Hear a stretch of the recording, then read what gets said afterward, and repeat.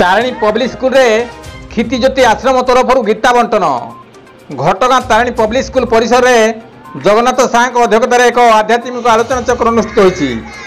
मुख्य अतिथि भाव में तोरा ग्राम पंचायत सरपंच चूड़ामणि हेम्ब्रम एवं विश्व हिंदू परिषद घटगां ब्लॉक सभापति सुरेश चंद्र पाणिग्राही, विश्व भातृत्व दिव्यात्मा परिषद क्षितिज्योति आश्रम घटगां केन्द्र परिचालक अर्जुन चरण महांत, केन्द्र संगठक चरमानंद दास और समाजसेवी रामचंद्र सम्मानित अतिथि भाव जोगदे शिशु उपयोगी हितोपदेश मान उपस्थापन करते।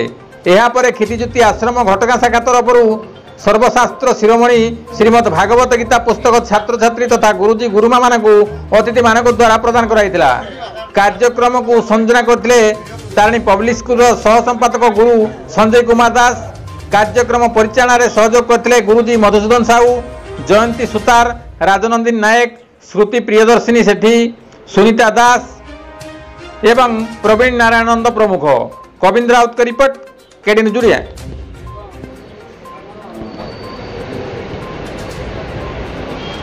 जयंती कुमार को अनुरोध करी राजनीति